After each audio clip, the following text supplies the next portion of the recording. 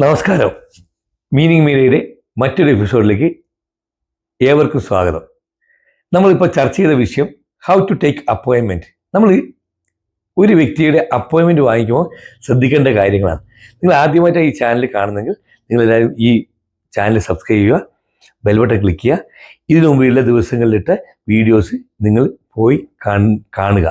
അതിനുശേഷം വേണം ഈ ഒരു വീഡിയോസ് കാണാൻ. എന്നാലാണ് നിങ്ങൾക്ക് അതിൻ്റെ ഒരു കണ്ടിന്യൂറ്റി കിട്ടുക, എന്നാലും നിങ്ങൾക്ക് കാര്യങ്ങൾ മനസ്സിലാവുക. നമ്മൾ ചർച്ച ചെയ്ത വിഷയം ആദ്യം അറ്റൻഷൻ, അതുപോലെ തന്നെ ഇൻട്രൊഡ്യൂസ് യുവർ സെൽഫ്, അതുപോലെ തന്നെ വൈ, എന്തിനാണ്, അതിനുശേഷമാണ് ഐ നീഡ് ആൻ അപ്പോയിൻമെൻറ്റ്, എനിക്കൊരു അപ്പോയിൻമെൻറ്റ് വേണം. കാരണം എന്താ, നമുക്ക് ഈ സംഗതി പറഞ്ഞതിന് ശേഷം ഒരുപാട് ആൾക്കാരുണ്ട്, ഒരുപാട് കാട് കയറി അതും ഇതൊക്കെ പറയും. കാരണം നമ്മൾ വിളിച്ച് സംസാരിക്കുന്ന വ്യക്തി ചിലപ്പോൾ ഒരുപാട് തിരക്കിൻ്റെ ഇടയിലായിട്ട് നമുക്ക് ഈ സമയം തന്നിട്ടുണ്ടാവുക. അതുകൊണ്ട് ഞാൻ ആദ്യമേ പറഞ്ഞു, സ്വീറ്റ് ആൻഡ് ഷോർട്ടായിട്ട് പെട്ടെന്ന് എനിക്ക് ഒരു അപ്പോയിൻമെൻറ്റ് വേണം.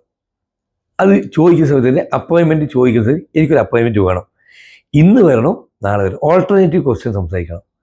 ഈ ആഴ്ച വരണോ അടുത്ത ആഴ്ച വരണോ, ബുധനാഴ്ച 10 മണിക്ക് വരണോ 10 മണിക്ക് ശേഷം വരണോ എന്ന രീതിയിൽ ആ വ്യക്തിയെ എടുക്കുന്ന അപ്പോയിൻമെൻറ്റ് നമ്മൾ വാങ്ങിക്കണം. I need an appointment. പെട്ടെന്ന് സ്വീറ്റ് ആൻഡ് ഷോർട്ടായിട്ട് കാര്യത്തിലേക്ക് കടക്കുക.